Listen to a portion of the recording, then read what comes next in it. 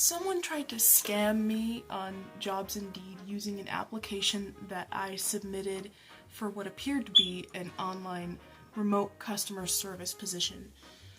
I'm making this video so that if you're watching this, you might have a better idea of what to avoid in a similar job search.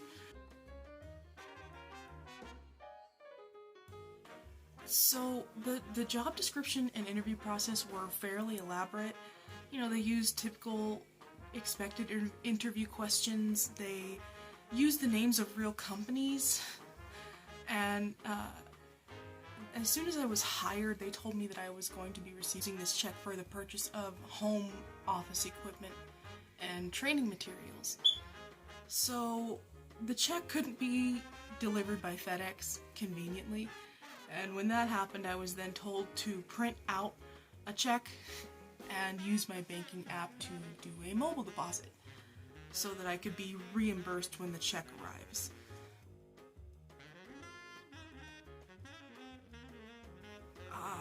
The scammers never got anything out of me, but I did end up paying a fee for the return check, and I did lose access to my online banking account. I know that this was on me. So I did some studying on the laws in my state and federal regulations that guide how people are hired so that next time I know my rights and when to assert them. Based on what I learned, here's what I know to avoid next time around. So for example, I was at first reassured by the fact that the interviewer didn't want any personal information. For example, a driver's license or a social security number. I thought that I would be asked for that later on in the process, and I'd maybe have to provide it.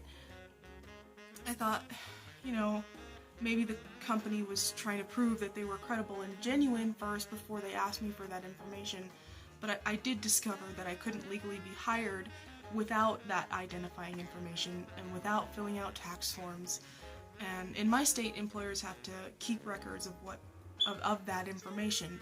So according to state law, the Department of Economic Security needs reports from my employer within 20 days once I've been hired. My state requires employers to report this information for the purposes of enforcing child support laws, workers' compensation laws, programs, and fraud prevention for benefit programs in the state. So while it might seem like the company is trying to prove its trustworthiness by not asking you for that info, it is required in order to be employed.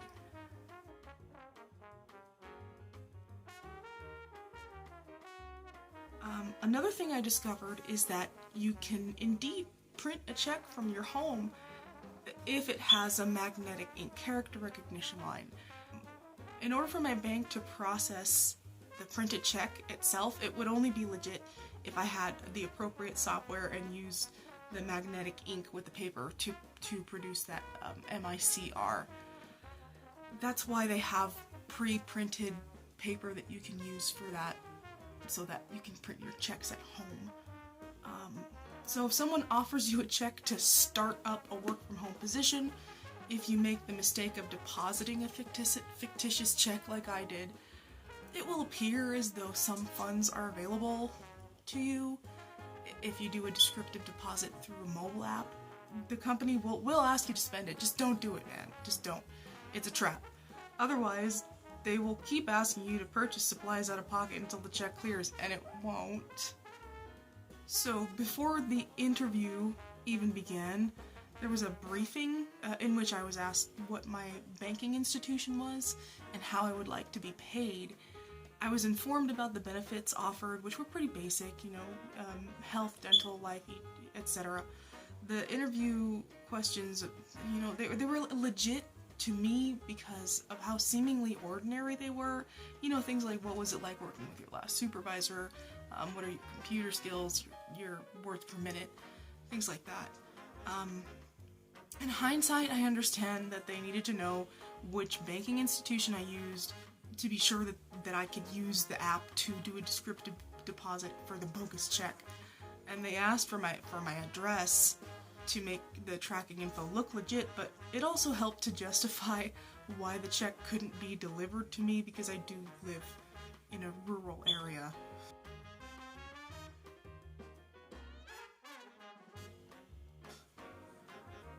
So on December 27th, I got an email and a text.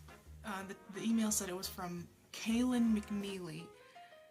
The text just said it was from Michelle. In both, I was instructed to add someone called Carolyn Walters on Hangouts to schedule an interview. So I did, and she responded.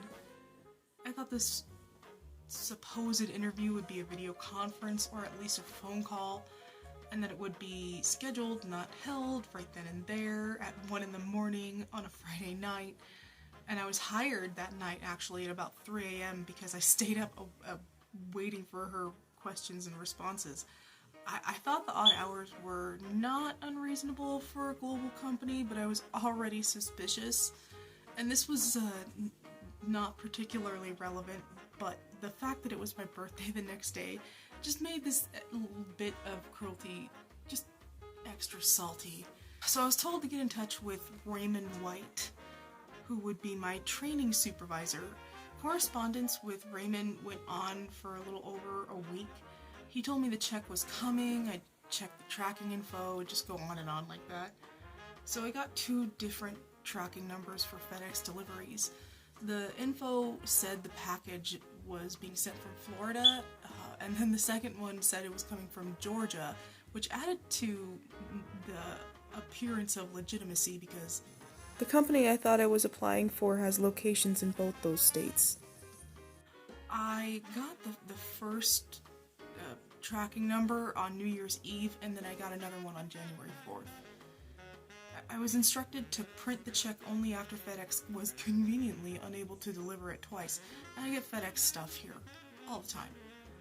The check came in an email from someone called Joyce Matt and was from Society Insurance, which, as far as I can tell, is also a real company based in Wisconsin.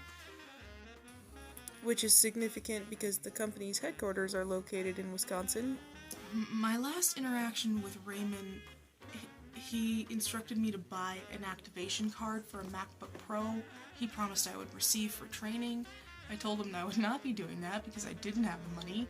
He said okay, and that was the last time I heard from him. So, this whole thing has made me feel gullible and asinine. I mostly just feel helpless and pissed off, though.